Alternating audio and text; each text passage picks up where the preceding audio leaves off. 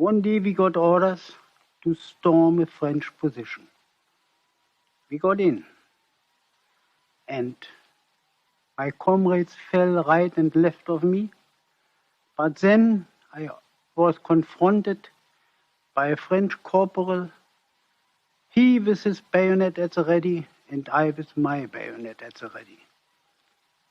For a moment, I felt the fear of death. And in a fraction of a second, I realized that he was after my life exactly as I was after his. I was quicker than he was. I tossed his rifle away and I ran my bayonet through his chest. He fell, put his hand on the place where I had hit him, and then I thrust again. Blood came out of his mouth and he died. I felt physically ill. I nearly vomited. My knees were shaking, and I was, quite frankly, ashamed of myself. My comrades, I was a corporal there then, were absolutely undisturbed by what had happened. One of them boasted that he had killed a Paulie with the butt of his rifle. Another one had strangled a captain, a French captain. A third one had hit somebody over the head with his spade. And they were ordinary men like me. One of them was a tram conductor, another one a commercial traveler.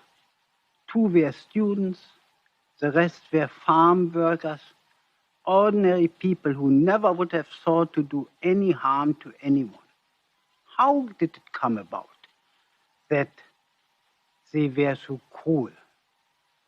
I remembered then that we were told that the good soldier kills without thinking of his adversary as a human being.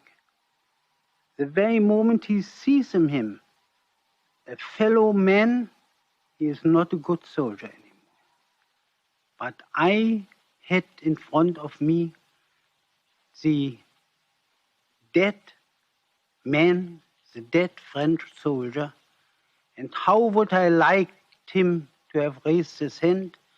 I would have shaken his hand, and we would have been the best of friends, because he was nothing like me but a poor boy who had to fight, who had to go in with the most cruel weapons against a man who had nothing against him personally, who only wore the uniform of another nation, who spoke another language, but a man who had father and mother and a family perhaps. And so I felt. I woke up at night sometimes drenched in sweat because I saw the eyes of my fallen adversary, of the enemy, and I tried to convince myself what would have happened to me if I wouldn't have been quicker than he, what would have happened to me if I wouldn't have thrust my bayonet first into his belly. What was it that we soldiers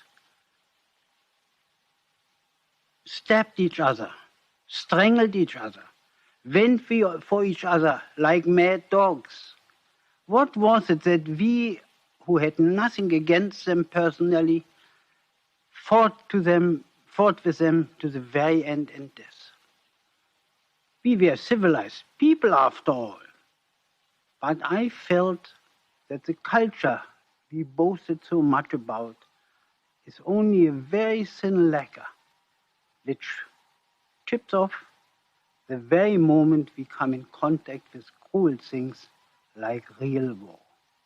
To fire at each other from a distance, to drop bombs is something impersonal. But to see each other's white in the eyes and then to run with a bayonet against a man, that was against my conception and against my inner feeling. Anything else? That's beautiful. Cut.